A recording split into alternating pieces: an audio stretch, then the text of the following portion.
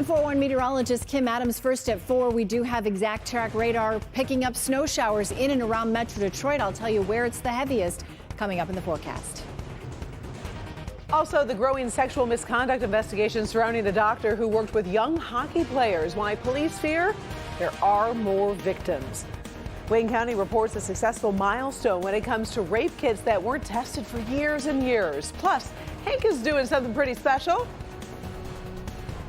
Hey, Karen, we're live here at the Somerset Collection in Troy collecting toys for Tots. And take a look, our Local 4 viewers coming out in a big way, how you can help make a difference in a child's life coming up live. Live from downtown Detroit, Local 4 News First at 4 starts now. Good afternoon, everybody. I'm Karen Drew. First at 4, many of us have seen snowflakes in the past 24 hours, and that lake-enhanced snow is going to be a nuisance for some of you for days. That's why we are watching the exact track 4D radar so closely and keeping an eye on all those gray skies. Some of you might see some quick bursts of snow. Let's head over to meteorologist Kim Adams for the very latest. Kim. Well, Karen, especially for folks that live in northern parts of Oakland and Macomb counties, because the lake-enhanced snow is focused mainly into the Thumb area. And then back out to the west, just within the last 30 minutes, they extended a winter weather advisory to include Lansing and Jackson, and then a winter storm warning in effect for Grand Rapids and also down into Kalamazoo. So we are carefully watching this winter storm warning out to our west. But that's the lake effect snow on the west side of the state. But a few of those bands could break off and head closer here to Metro Detroit. But it's really northern parts of Oakland and Macomb counties, Oxford over to Romeo, Richmond, of course, Port Huron getting in on some of these lake-enhanced snow showers as well. We also have to carefully watch the temperatures as we go through the next several hours, because we do expect this widespread lake-enhanced snow, maybe mixed with a little bit of rain as well. I'll have more in the forecast coming up in a few minutes. Kim. Farmington Hills Police just outlined the growing scope of a sex abuse investigation surrounding a doctor who's worked with young hockey players for 20 years. Dr. Zvi LeBron has already been in court to face numerous charges of criminal sexual conduct. Police say since the investigation became public, they have received 33 additional tips that are being investigated all over Metro Detroit, in 5 other states, as well as Canada. Investigators fear there could be even more victims and say any complaints will be handled with respect. We never blame survivors of sexual assault or these types of crimes. We blame the perpetrators for pretending that their actions are normal or a part of some medical treatment. We blame perpetrators for making survivors feel like they do not have a choice or a voice. Police say this is a very active investigation, but the doctor is innocent until proven guilty in court. At last check, that doctor remains behind bars. Wayne County is reporting a significant milestone in those long-delayed rape investigations, and prosecutors hope that the results will solve more cases. They say more than 11,000 untested rape kits discovered back in 2009 have now all been tested. Survivors assaulted between 1984 and 2009 can now try to find out what happened to their test results. Victims can call the number on your screen, 313-224-4111, 313-224-4111 to learn more. Since the kits were discovered, prosecutors have closed more than 4,800 cases with 239 convictions. We did post that phone number and more information on our homepage of clickondetroit.com. Local districts are dealing with school threats just about every day, and now local leaders are trying to increase the penalties families will face. Today, Ferndale High School and Middle School are closed for staff to review crisis procedures. 2 students have been arrested this week for separate threats and possibly facing some felony charges. The Macomb County prosecutor now says parents may be held financially responsible for the cost of investigating threats. New at 6, the city of East Point is working on a similar ordinance that includes school threats. So we're going to take a look at how it's going to work. Also, the consequences for threats, real or not, are definitely getting more and more serious.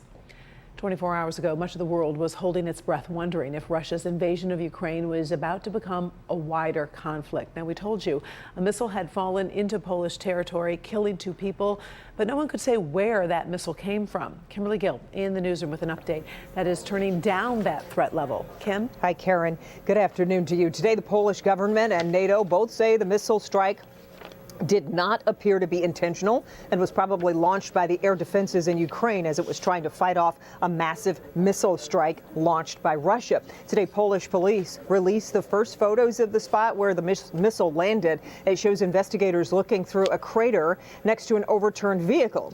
If this had been a Russian strike, NATO members could have been drawn into the conflict as the North Atlantic Treaty calls for member nations to help protect each other. The Kremlin was quick to deny responsibility, saying its high precision strikes on Ukraine never went too close to the Polish border. Still, NATO isn't ready to let Russia off the hook entirely. Take a listen.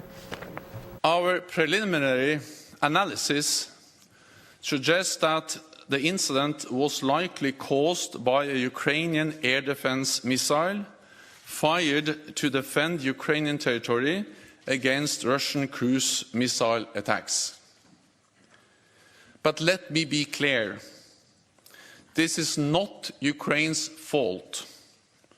Russia bears ultimate responsibility as it continues its illegal war against Ukraine. Ukraine's President Volodymyr Zelensky is not convinced. He's telling reporters he doesn't believe it was one of their missiles, and Ukrainian officials should have been given the access to the site and the investigation. He says if he saw more proof for himself, then Ukraine would apologize. I'll see you tonight at 5 with more. For now, Karen, we'll send it back to you. All right, we appreciate it. Thank you, Kim.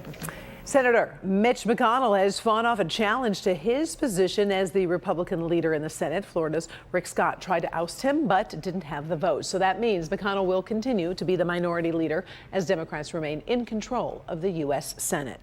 Former President Donald Trump is on the campaign trail and on the attack as he confirms he is making another run for the White House in 2024. He made the announcement last night at his Florida home. I am running because I believe the world has not yet seen the true glory of what this nation can be. We have not reached that pinnacle, believe it or not.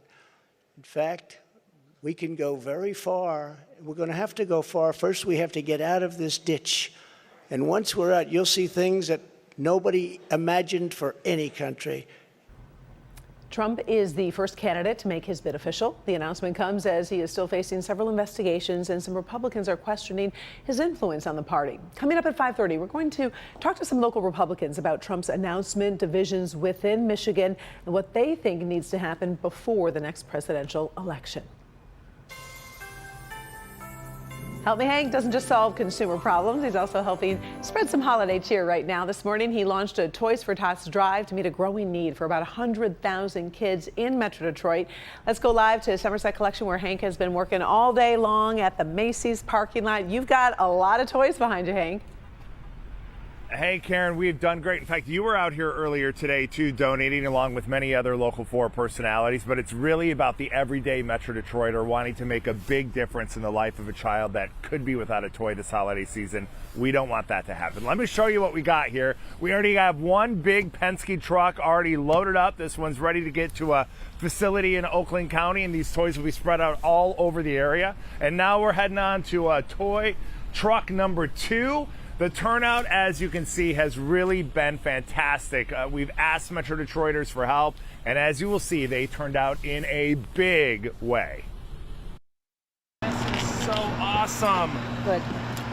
A bike. I walked around the end of the counter, and these were marked down for Black Friday. I said, perfect, I'll take 2. Bikes. I love it. That is fantastic, because you thought, you know, a lot of older kids kind of get ignored. Yeah, especially boys. That's why I thought basketballs, and I couldn't find basketballs, and I found bikes. So there it goes. Oh, wait, I'm just going to hold him all day. I know, it's so sweet. Thank you so much. You're welcome. Look at it. It's a Yoda. Ah! It's so good to see you. Thank you so much for coming.